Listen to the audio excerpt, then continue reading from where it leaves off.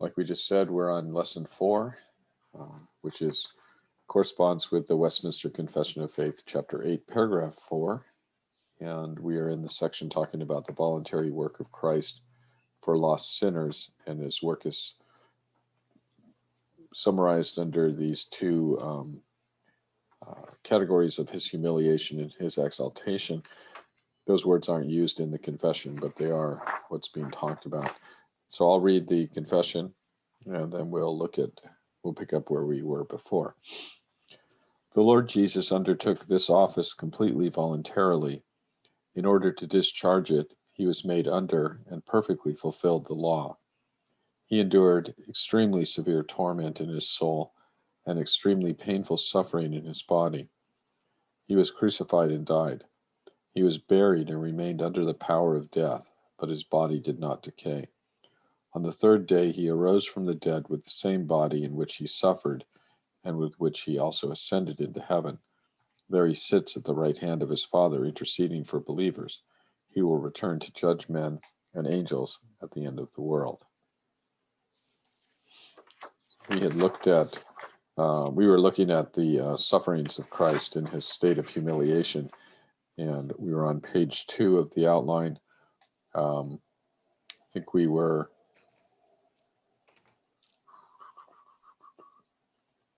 I have a sticky yeah. that says we stopped at Matthew 6, verse 36. Matthew 26, verse 36, I think. I wrote 6. Yeah. I don't know if that helps you.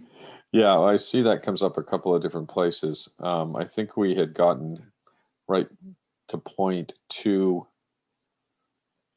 and we had not read Matthew 26 and 27, which is he is betrayed, condemned as a criminal, mocked, and crucified. And that text is Matthew 26 through 27. Let's look at that.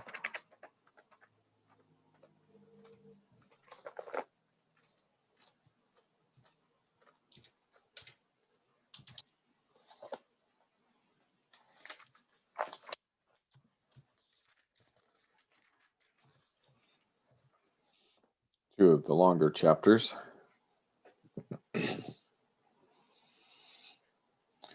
I'll start. We can share the readings. When Jesus had finished all these sayings, he said to his disciples, "You know that after 2 days the Passover is coming, and the Son of Man will be delivered up to be crucified." Then the chief priests and the elders of the people gathered in the palace of the high priest, whose name was Caiaphas, and plotted together in order to arrest Jesus by stealth and kill him. But they said, "Not during the feast, lest there be an uproar among the people." Now when Jesus was at Bethany in the house of Simon the leper, a woman came up to him with an alabaster flask of very expensive ointment, and she poured it on his head as he reclined at table. And when the disciples saw it, they were indignant, saying, "Why this waste? For this could have been sold for a large sum and given to the poor." But Jesus, aware of this, said to them, "Why do you trouble the woman? For she has done a beautiful thing to me. For you will always have the poor with you, but you will not always have me. In pouring this ointment on my body, she has done it to prepare me for burial. Truly I say to you, wherever this gospel is proclaimed in the whole world, what she has done will also be told in memory of her." Then one of the 12, whose name was Judas Iscariot, went to the chief priests and said, "What will you give me if I deliver him over to you?" And they paid him 30 pieces of silver. And from that moment he sought an opportunity to betray him. Now on the first day of unleavened bread, the disciples came to Jesus, saying, "Where will you have us prepare for you to eat the Passover?" He said, "Go into the city of a certain man and say to him, 'The teacher says, my time is at hand. I will keep the Passover at your house with my disciples.'" And the disciples did as Jesus had directed him, and they prepared the Passover. When it was evening, he reclined at table with the 12. And as they were eating, he said, "Truly I say to you, one of you will betray me." And they were very sorrowful, and began to say to him one after another, "Is it I, Lord?" He answered, "He who has dipped his hand in the dish with me will betray me. The Son of Man goes as it is written of him, but woe to that man by whom the Son of Man is betrayed. It would have been better for that man if he had not been born." Judas, who would betray him, answered, "Is it I, Rabbi?" He said to him, "You have said so." Now as they were eating, Jesus took bread, and after blessing it, broke it, and gave it to the disciples, and said, "Take, Eat, this is my body. And he took a cup, and when he had given thanks, he gave it to them, saying, Drink, drink of it, all of you, for this is my blood of the covenant, which is poured out for many for the forgiveness of sins. I tell you, I will not drink again of this fruit of the vine until that day when I drink it anew with you in my Father's kingdom. And when they had sung a hymn, they went out to the Mount of Olives. Then Jesus said to them, You will all fall away because of me this night. For it is written, I will strike the shepherd, and the sheep of the flock will be scattered. But after I am raised up, I will go before you to Galilee. Peter answered him, Though they all fall away because of you, I will never fall away. Jesus said to him, Truly I tell you, this very night, before the rooster crows, you will deny me 3 times. Peter said to him, Even if I must die with you, I will not deny you. And all the disciples said the same. Then Jesus went with them to a place called Gethsemane, and he said to his disciples, Sit here while I go over there and pray. And taking with him Peter and the 2 sons of Zebedee, he began to be sorrowful and troubled. Then he said to them, My soul is very sorrowful, even to death. Remain here and watch with me. And going a little farther, he fell on his face and prayed, saying, My Father, if it is possible, let this cup pass from me. Nevertheless, not as I will, but as you will. And he came to his disciples and found them sleeping. And he said to Peter, So could you not watch with me 1 hour? Watch and pray that you may not enter into temptation. The spirit indeed is willing, but the flesh is weak. Again, for the second time, he went away and prayed, My Father, this cannot pass unless I drink it. Your will be done. And again he came and found them sleeping, for their eyes were heavy.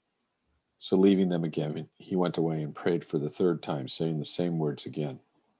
Then he came to the disciples and said to them, Sleep and take your rest later on. See, the hour is at hand, and the Son of Man is betrayed into the hands of sinners. Rise, let us be going. See, my betrayer is at hand. Can somebody pick up there and read a little bit? I will. While he was still speaking, Judas, one of the 12, arrived. With him was a large crowd armed with swords and clubs sent from the chief priests and the elders of the people. Now the betrayer had arranged a signal with them. The one I kiss is the man. Arrest him. Going at once to Jesus, Judas said, Greetings, Rabbi, and kissed him. Jesus replied, Friend, do what you came for. Then the men stepped forward, seized Jesus, and arrested him. With that, one of Jesus' companions reached for his sword, drew it out, and struck the servant of the high priest, cutting off his ear. Put your sword back in its place, Jesus said to him, for all who draw the sword will die by the sword. Do you think I cannot call on my Father, and he will at once put at my disposal more than 12 legions of angels? But how then would the scriptures be fulfilled that say it must happen in this way? At that time, Jesus said to the crowd, Am I leading a rebellion that you have come out with swords and clubs to capture me? Every day I sat in the temple courts teaching, and you did not arrest me. But this has all taken place that the writings of the prophets might be fulfilled. Then all the disciples deserted him and fled. Those who had arrested Jesus took him to Caiaphas, the high priest, where the teachers of the law and the elders had assembled. But Peter followed him at a distance right up to the courtyard of the high priest. He entered and sat down with the guards to see the outcome. The chief priests and the whole Sanhedrin were looking for false evidence against Jesus so that they could put him to death. But they did not find any, though many false witnesses came forward. Finally, 2 came forward and declared, This fellow said, I am able to destroy the temple of God and rebuild it in 3 days. Then the high priest stood up and said to Jesus, Are you not going to answer? What is this testimony that these men are bringing against you? But Jesus remained silent. The high priest said to him, I charge you under oath by the living God. Tell us if you are the Christ, the Son of God. Yes, it is as you say, Jesus replied. But I say to all of you, in the future, you will see the Son of Man sitting at the right hand of the Mighty One and coming on the clouds of heaven. Then the high priest tore his clothes and said, He has spoken blasphemy. Why do we need any more witnesses? Look now, you have heard the blasphemy. What do you think? He is worthy of death, they answered. Then they spit in his face and struck him with their fists. Others slapped him and said, Prophesy to us, Christ, who hit you? Now Peter was sitting out in the courtyard, and a servant girl came to him. You also were with Jesus of Galilee, she said. But he denied it before them all. I don't know what you're talking about, he said. Then he went out to the gateway where another girl saw him and said to the people there, This fellow was with Jesus of Nazareth. He denied it again with an oath. I don't know the man. After a little while, those standing there went up to Peter and said, Surely you are one of them, for your accent gives you away. Then he began to call down curses on himself, and he swore to them, I don't know the man. Immediately a rooster crowed. Then Peter remembered the words Jesus had spoken, Before the rooster crows, you will disown me 3 times. And he went outside and wept bitterly. Someone else. Early in the morning, all the chief priests and the elders of the people made their plans how to have Jesus executed. So they bound him, led him away, and handed him over to Pilate, the governor. When Judas, who had betrayed him, saw that Jesus was condemned, he was seized with remorse and returned the 30 pieces of silver to the chief priests and elders. I have sinned, he said, for I have betrayed innocent blood. What is that to us? They replied. That's your responsibility. So Judas threw the money into the temple and left. And then he went away and hanged himself. The chief priest picked up the coin and said, It is against the law to put this into the treasury since it is blood money. So they decided to use the money to buy the potter's field as a burial place for foreigners. That is why it has been called the field of blood to this day. Then what was spoken by Jeremiah the prophet was fulfilled. They took the 30 pieces of silver, the price set on him by the people of Israel, and they used them to buy the potter's field, as the Lord commanded me. Meanwhile, Jesus stood before the governor, and the governor asked him, Are you the king of the Jews? You have said so, Jesus replied. When he was accused by the chief priests and the elders, he gave no answer. Then Pilate asked him, Do you hear the testimony they are bringing against you? But Jesus made no reply, not even to a single charge, to the great amazement of the governor. Now it was the governor's custom at the festival to release a prisoner chosen by the crowd.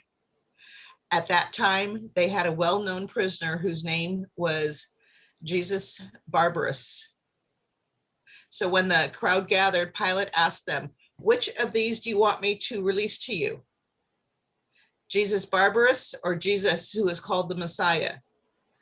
For he knew it was out of self-interest that they had handed Jesus over to him. When Pilate was sitting on the judge's seat, his wife sent him this message. Don't have anything to do with that innocent man, for I have suffered a great deal today in a dream because of him. But the chief priests and elders persuaded the crowd to ask for Barabbas and to have Jesus executed. Which of the two do you want me to release to you? Asked the governor. Barabbas, they answered. Barabbas, sorry. What shall I do then with Jesus, who is called the Messiah? Pilate asked. They all answered, Crucify him. Why? What crime has he committed? Asked Pilate. But they shouted all the louder, Crucify him. When Pilate saw that he was getting nowhere, that instead an uproar was starting, he took water and washed his hands in front of the crowd. I am innocent of this man's blood, he said. It is your responsibility. All the people answered, his blood is on us and on our children.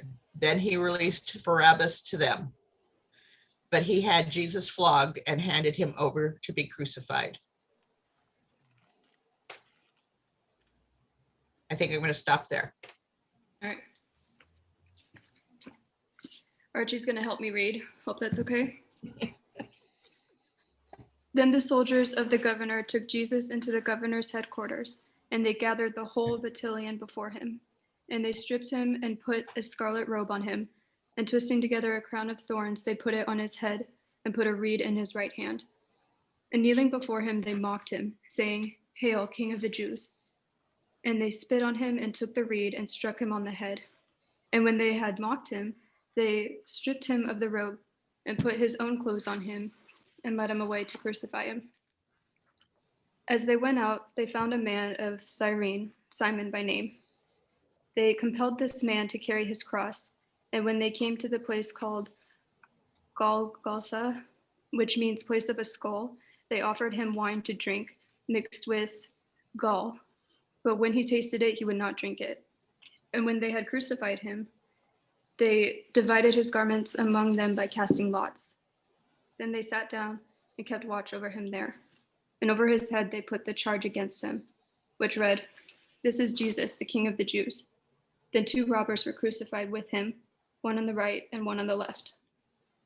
And those who passed by derided him, wagging their heads and saying, "You who would destroy the temple and rebuild it in 3 days, save yourself. If you are the Son of God, come down from the cross." So also the chief priests, with the scribes and elders, mocked him, saying, "He saved others, he cannot save himself. He is the King of Israel. Let him come down now from the cross, and we will believe in him. He trusts in God, let God deliver him now, if he desires him. For he said, 'I am the Son of God.'" And the robbers who were crucified with him also reviled him in the same way. Now from the 6th hour, there was darkness over all the land until the 9th hour. And about the 9th hour, Jesus cried out with a loud voice, saying, "Eli, Eli, lema sabachthani." Close enough. Okay. That was Archie, by the way. It was almost good. Yeah, almost. Oh, now he's blocking it. Okay. That is, my God, why have you forsaken me?" And some of the bystanders, hearing it, said, "This man is calling Elijah." And one of them at once ran and took a sponge, filled it with sour wine, and put it on a reed, and gave it to him to drink. But the other said, "Wait, let us see whether Elijah will come to save him." And Jesus cried out again with a loud voice and yielded up his spirit. And behold, the curtain of the temple was torn in two from top to bottom, and the earth shook and the rocks were split. The tombs also were opened, and many bodies of the saints who had fallen asleep were raised. And coming out of the tombs after his resurrection, they went into the holy city and appeared to many. When the centurion and those who were with him, keeping watch over Jesus, saw the earthquake and what took place, they were filled with awe and said, "Truly, this was the Son of God." There were also many women there, looking on from a distance, who had followed Jesus from Galilee, ministering to him. Among those were Mary Magdalene, and Mary, the mother of James and Joseph, and the mother of the sons of Zebedee. When it was evening, there came a rich man from Arimathea named Joseph, who also was a disciple of Jesus. He went to Pilate and asked for the body of Jesus. Then Pilate ordered it to be given to him. And Joseph took the body and wrapped it in a clean linen shroud and laid it in his own new tomb, which he had cut in the rock. And he rolled a great stone to the entrance of the tomb and went away. Mary Magdalene and the other Mary were there sitting opposite the tomb. The next day, that is, after the day of preparation, the chief priests and the Pharisees gathered before Pilate and said, "Sir, we remember how that impostor said, while he was still alive, 'After 3 days I will rise.' Therefore order the tomb to be made secure until the 3rd day, lest his disciples go and steal him away and tell the people he has risen from the dead. and the last fraud will be worse than the first." Pilate said to them, "You have a guard of soldiers. Go, make it as secure as you can." So they went and made the tomb secure by sealing the stone and setting a guard.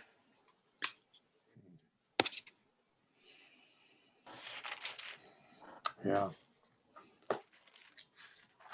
So that, reading it like that, just straight through, I think, my impression was just layers and layers of aloneness, betrayal, abuse, torture, just piled on. And the impression is that, Peter, his chief disciple, is just like Judas. And Pilate is just like the chief priests.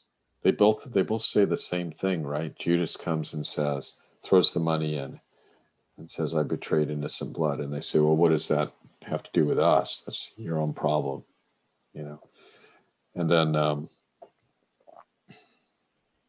Pilate, they say, "Crucify him, crucify him." And Pilate washes his hands and says, "I have nothing to do with this. It's your problem." He's portrayed exactly like the chief priests. And so the confession talks about the extreme torment in soul and painful suffering in his body, and this gives some indication of that. And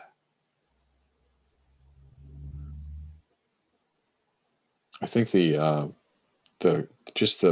100% betrayal and abandonment is probably at least as bad as the physical suffering. But so the confession goes on and says he died, in which we read, and was buried and remained under the power of death for 3 days. And we read the Matthew passage. Let's look at Acts 2:23 and 24.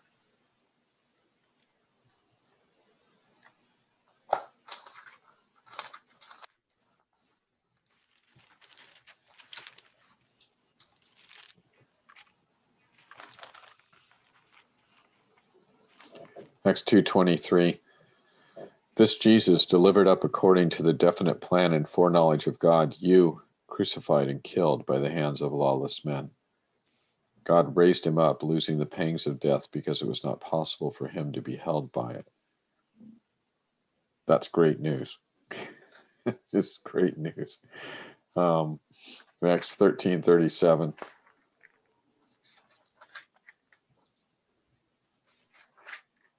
I often think about that, how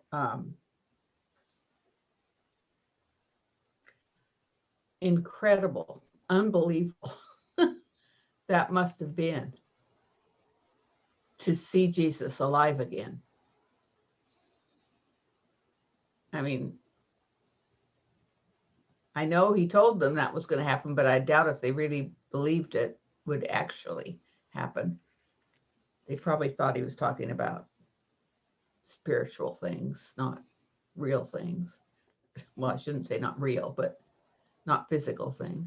Right. They often took him literally when he was being figurative, and they took him figuratively when he was being literal. Right. I can't even imagine what that was like. I have a hard time knowing the truth, 2,000 years later, after centuries of scholars who will always be much more informed than I am about some of these truths, because it's just beyond imagination. And I have a fairly good imagination. So what was it like to be witnessing history in the making? You were part of the history. I can't even begin to believe how you would even wrap your mind around what you were being told and what you were witnessing. Mm. I would have failed so much worse than Peter did. Yeah, I get the, I mean, when you look at the New Testament letters and, you read the Gospels, you look at the New Testament letters, I think that as time went on and the Holy Spirit ministered to them and revealed more to them, enlightened them more about the meaning of the Old Testament and what Jesus has done, that they had many experiences where they would go, "Oh, is that what was going on? I didn't see it. I was right there, didn't see it, participated in these events and didn't know their significance." And I think in a lot of ways our lives are like that, right? But it also, for me, being someone who, teaches interpreting the Bible, it's a really good reminder of the coming of Christ in the first century was foretold for 2,000 years, and in writing, and was studied with anticipation, and people tried to understand what it would look like when the Messiah came, and they totally all missed it. And so we this is one of the advantages, I think, of a preterist view of the Revelation. I can say, well, that's already happened, and then I don't have to look for, because anybody looking at the prophecy for a future fulfillment, they're going to miss it. It's not going to be like that. That's the that it's like, well, the prophecy of Christ's first coming seems more easy to see, but of course that's all hindsight, right? Oh, most of my, there you were. It's hindsight when I look back on moments of my life and I go, oh, that was you. Yeah. Sometimes it happens in the moment, but mostly it's hindsight, and certainly never future tense. I can anticipate that he's going to be there, but I'm not going to know when. Mm-hmm. I'm not going to know when it's going to happen, and therefore I may not be aware of it as it's happening. Mm-hmm. And he gives me lots of glimpses of when he was there. Mm-hmm. And I'm very, very grateful for that. And sometimes I think that that's an important thing, that you can go back and revisit your own history and go, I wasn't alone. He was there. Look who he brought into my life. Look at the circumstances that he put me in. Look what I went through, and came through stronger in him because of the circumstances. Mm-hmm. And I'm very, very grateful for that. So I can't even imagine being Peter and listening to that rooster crow. Yeah. Just, my heart just breaks.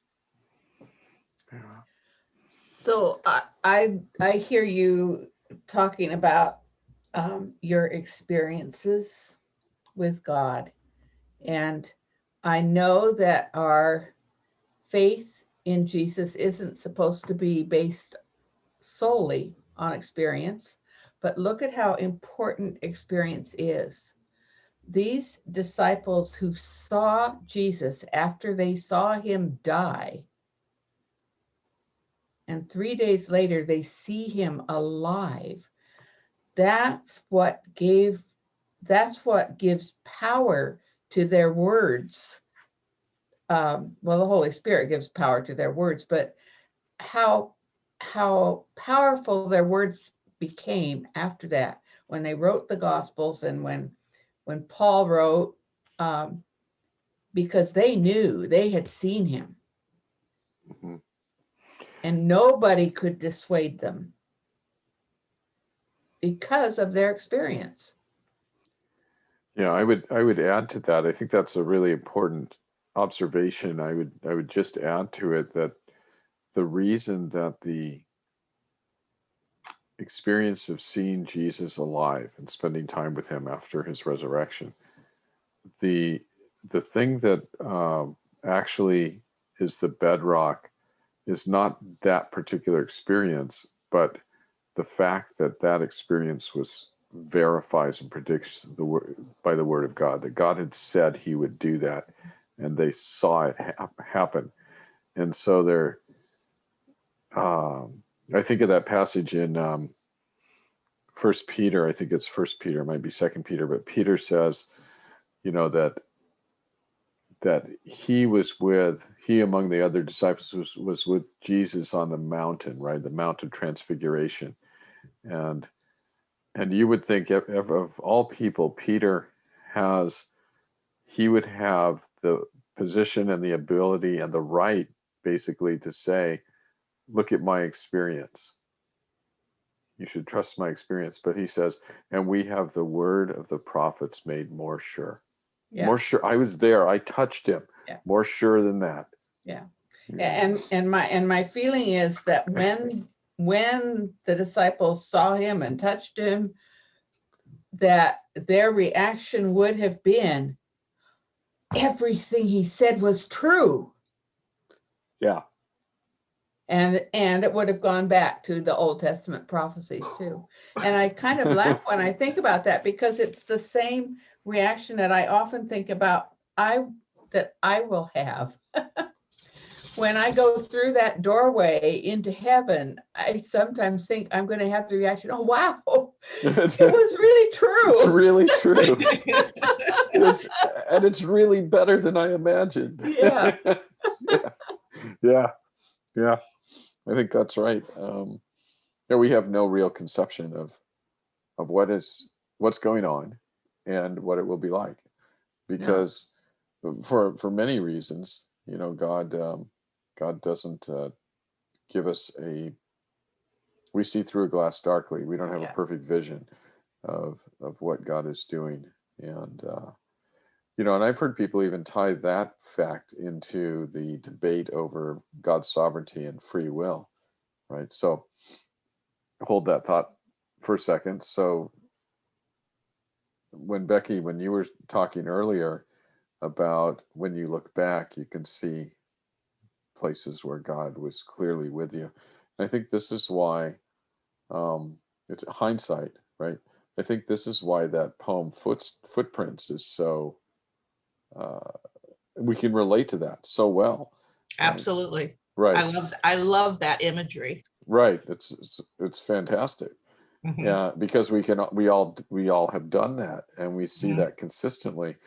And so people have said, well, the reason God doesn't show you that he's with you right now, that it's not so clear now, it's only clear in hindsight, is so that you could do freely, right? Whatever it is that you're going to do, whatever it is that he wants you to do in that situation, you do it freely of your own choice. And I thought oh, that's an interesting point. Not sure if that really has, but I think that we don't see clearly now, not because of free will, but because we are not in the consummated kingdom. If we were with Christ right now in heaven, there would be no misunderstanding, no cloudy thinking, we would know as we are known. And that's the promise, right? I was reading this article the other day where a guy was saying about Jesus, about God, always wanting to heal, and he couldn't. He's going from the passage where the man comes to Jesus and says, if you're willing, you can make me. And Jesus says, if I'm willing, and then he heals him. And I don't know exactly what Jesus meant there by saying that, but the author thinks Jesus was castigating the guy, was saying, what are you talking about? Of course I'm willing. I'm always willing. You just have to ask. So the guy goes on and says, you just have to ask and God will heal you. And then he goes on, well, God doesn't always heal you. I mean, God will heal you sometimes, but not all the time. And then he finally comes around to, because if God healed everybody all the time, we'd be living in the completed kingdom. There'd be no more sickness, no more death. So, and I thought, well, there's the point. That's the major point you want to make with the thinking. You know, the reason we stumble around in the dark is because we're not in the completed kingdom, right? This is the way, this is the characteristic of the period of time that we live in. And so we know that God's involvement in our life mostly from hindsight, but it isn't the hindsight that, I mean, the hindsight encourages us in our faith, but the faith always pre-exists, right? The hindsight, because you look back in faith, Right. right? You look back in faith. And then the fact that you see that the Lord has been with you, guiding you and shielding you and protecting you your whole life, that contributes to, he has been good to his word.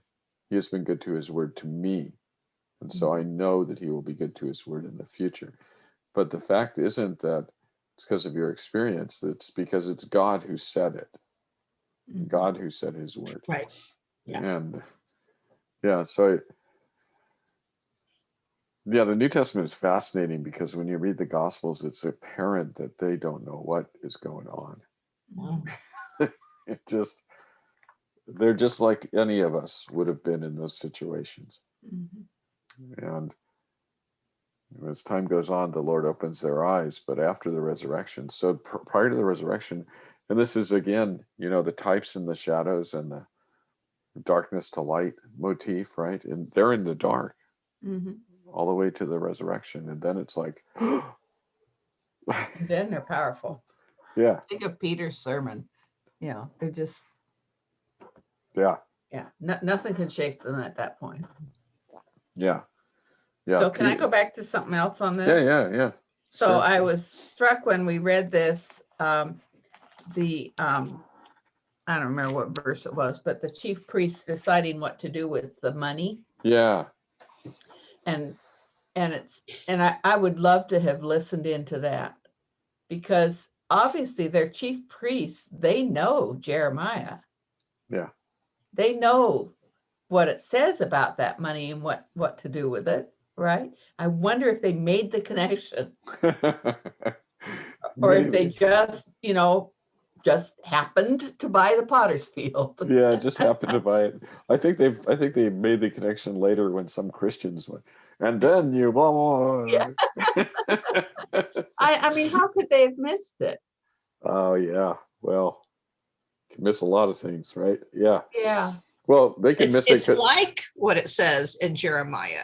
Yeah. They had no clue. They didn't make the connection that they were the ones fulfilling what it said in Jeremiah.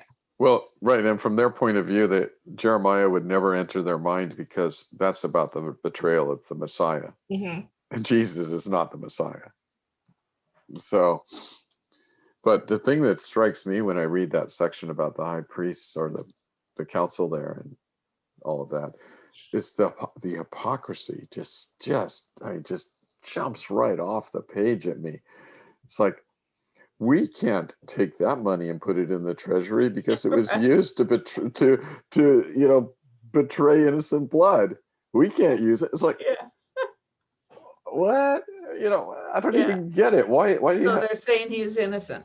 or they're saying no, the thing that is, let's say that they thought he was not innocent. Let's give him the benefit of the doubt. It's still illegal to hire someone to trick or trap or betray or anything like that. And so they knew there was something wrong with doing that. It's tainted, right? Which is why they can't put it in the treasury.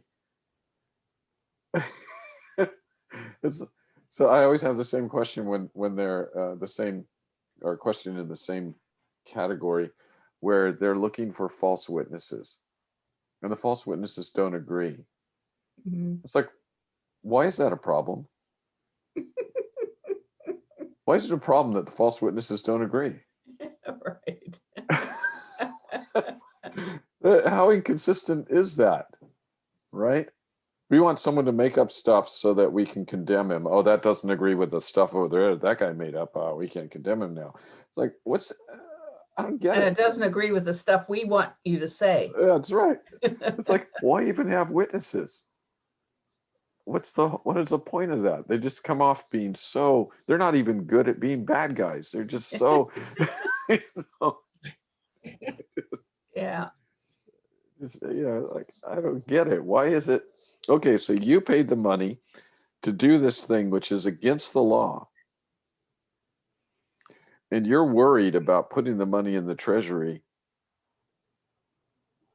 because it was used wrongly, and you're going to still accept it. So you use treasury money for extremely sinful acts. So now it's tainted and it can't go back. Yeah, it can't go back. Yeah. It's like, I don't even know what are they thinking? I don't know what. Yeah, it just doesn't make any sense to me.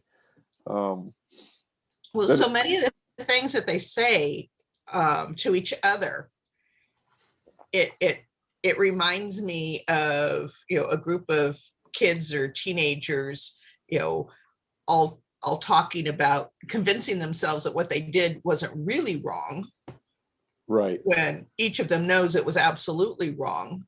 But so they come up with these this conversation that to convince themselves that it wasn't really quite so bad. I mean, don't you agree?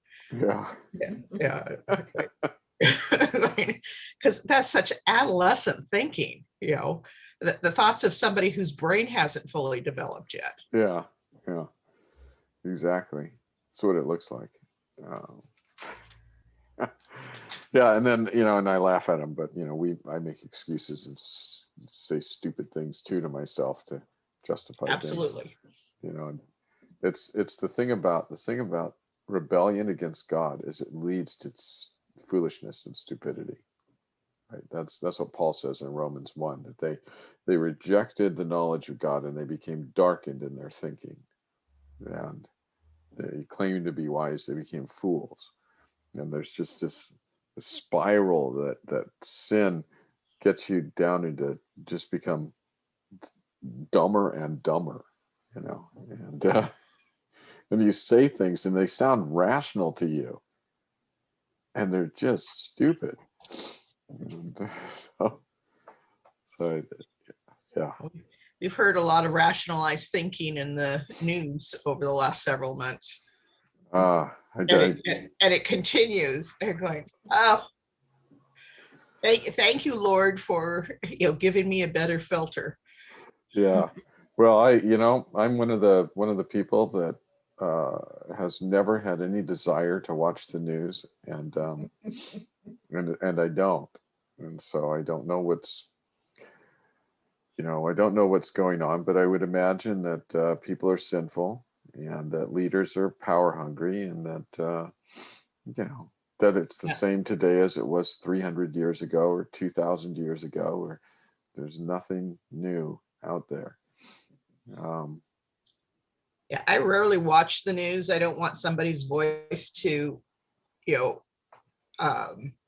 influence me, but I will go out and catch up on news articles several times a week just to kind of know what's going on.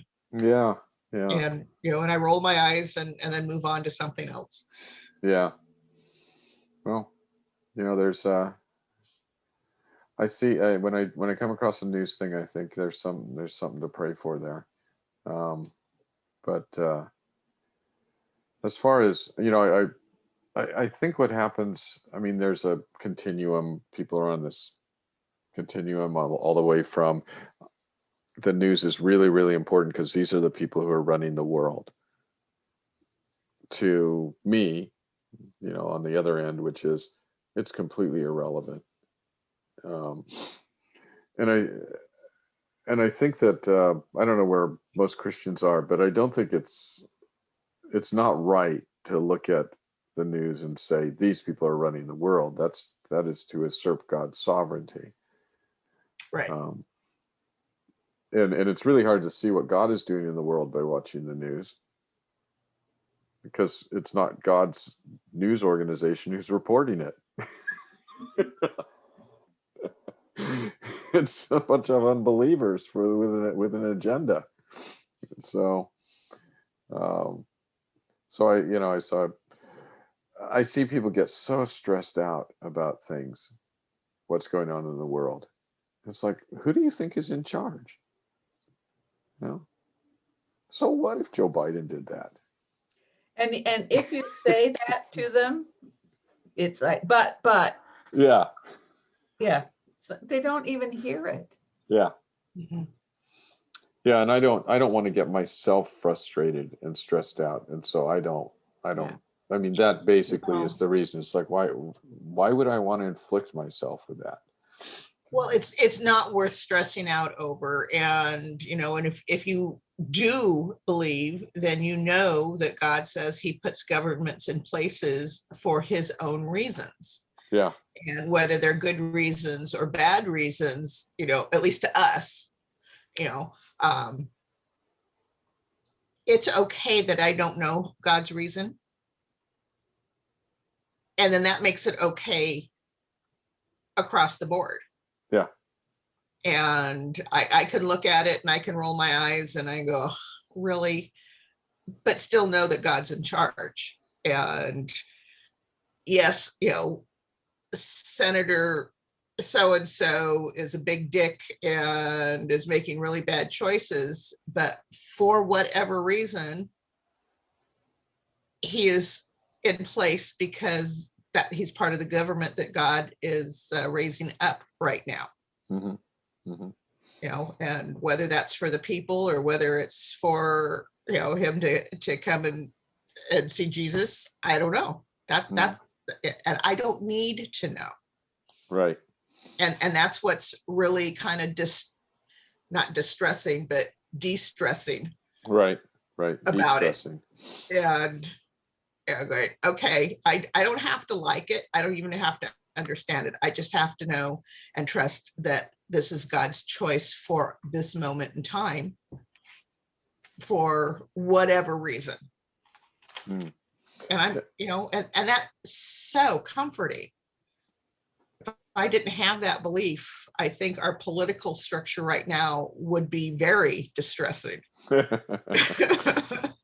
Well, every time I catch a snippet of what's going on, I just think, I was wrong. It actually can get worse. Mm-hmm. Yeah. It's, how many permutations of evil are there? Well, they're nearly innumerable. Mm-hmm.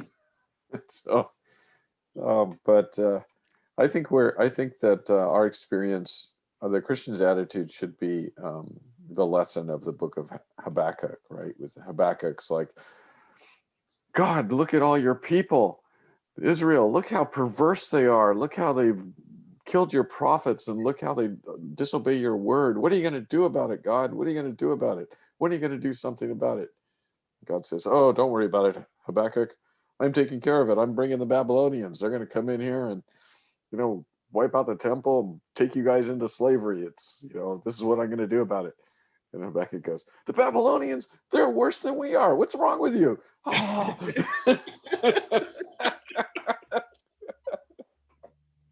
So I have another question. Yeah. How do you explain the difference between Matthew's description of the potter's field and why they called it the field of blood, and Peter's description in Acts 1, starting in 18? 118. With the reward he got for his wickedness, Judas bought a field. There he fell headlong. His body burst open and all his intestines spilled out. Mm-hmm. Everyone in Jerusalem heard about this, so they called that field in their language Akeldama, that is, field of blood. Right. So there are two things there that are different, right? Yes. It's the how did Judas die, and who called it And- what? And who bought the field? There's three things. That's three things. Let's see.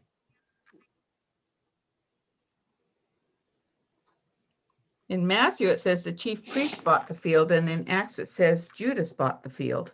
Yeah, I see that. I don't know. I don't know about that one. The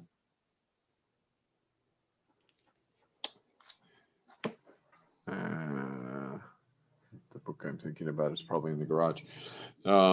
There's a really good book that covers those types of things called The Encyclopedia of Bible Difficulties by Gleason Archer, and I can send you a PDF copy of it.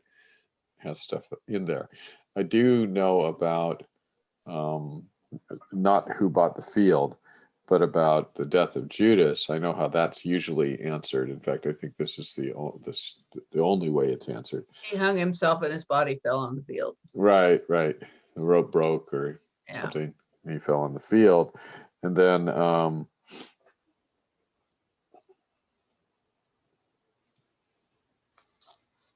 so the thing that becomes known to all of Jerusalem is that Judas allegedly owns this field, or Judas fell in this field, burst open its blood, and he was the betrayer. And it's called the Field of Blood. Let me go back and look at. And yet there's a connection with the fact that it could be called the Field of Blood because it was purchased with blood money. Right. Yeah. So my thinking on it would be this: that there's no contradiction. There's things that are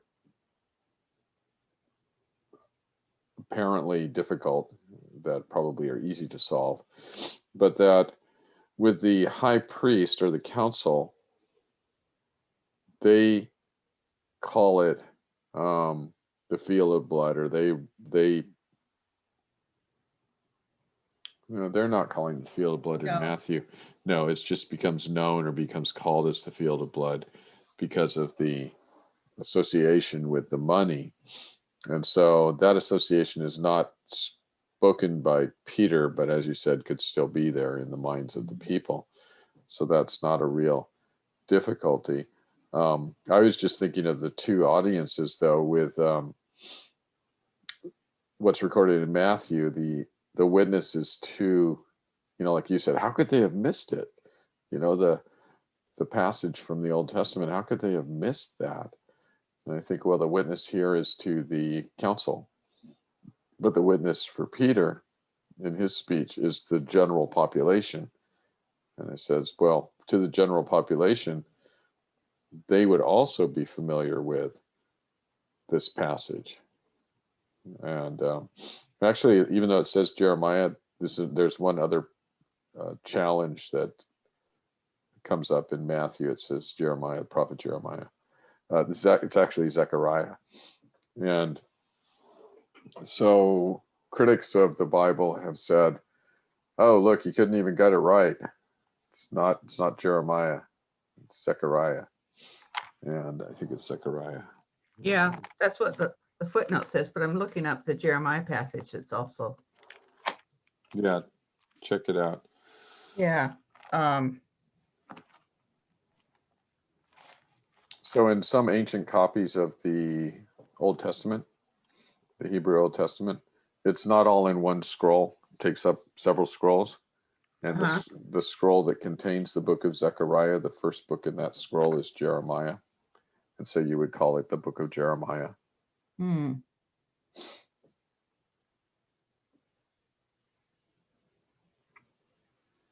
Well, the passage in Jeremiah just seems to be about the fact that Jeremiah.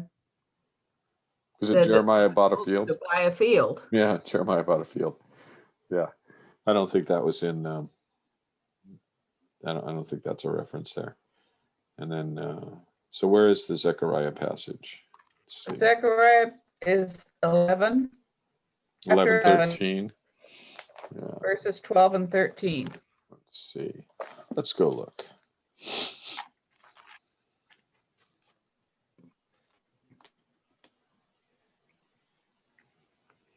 Right. Okay. So it's the shepherd. Um, Zechariah becomes a So shepherd. verse. It's verse 12. Mhm.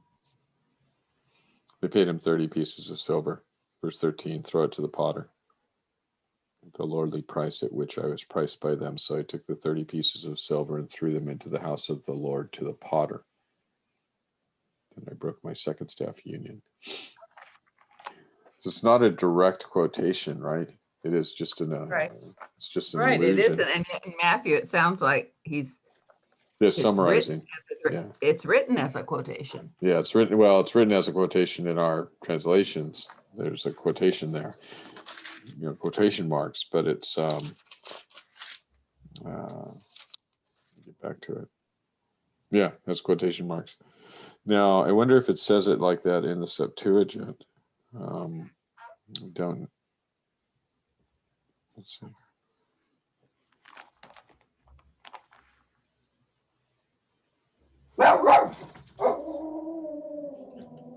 Hmm.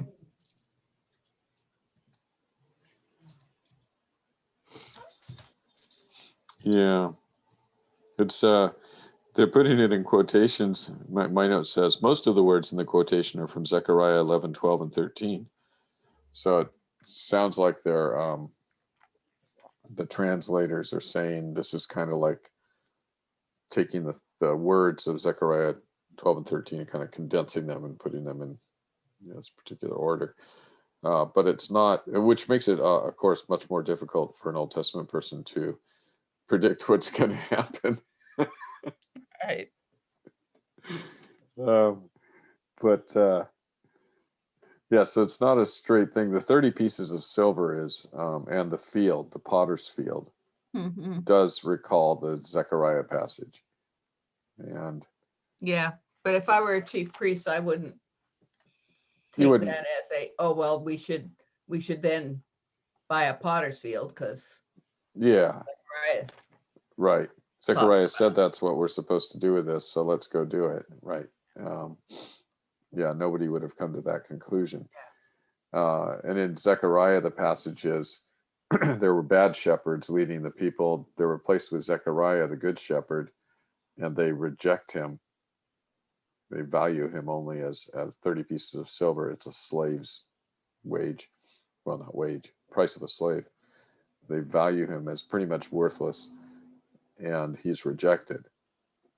And Jesus, so the only way that you would get there, if you were the high priest and you were wanting to get there, is you would say, well, Jesus said he was the good shepherd. And Jesus is valued as nothing by us and the people. And we reject him. And so you would eventually get there like that. But they're not going to do that because in that scenario, they're the bad shepherds. So nobody wants to be the villain, right? We don't generally read the Bible and go, oh yeah, that terrible person, that's me. I mean, that's what we should be doing. But we don't generally do that. We read it Right. and think we're the good guy. Yeah. But yeah, that reminds me of the picture. I probably shared it. It's the David and Goliath one again. I think I must have shared it with you. Yeah. Right. Yeah. We're the cowering Israelites, the helpless Right. cowering Israelites. That's who we are. Nobody reads that story and thinks that, though. We all read the story and think we're probably David. Yeah. We all have a Messiah complex. It's like, no, you're not the one who overcomes the devil. You're the one over there enslaved. Okay, well, sorry, I really got us off track and our time's up. Well, that's okay. We did read quite a lot, quite We did. many chapters, and we did talk about some important things. And I think we probably talked about enough to move out of the red bracket into the blue one next week. Yay. All right. Well, that's always a good time, no matter what we end up Yeah. talking about. So.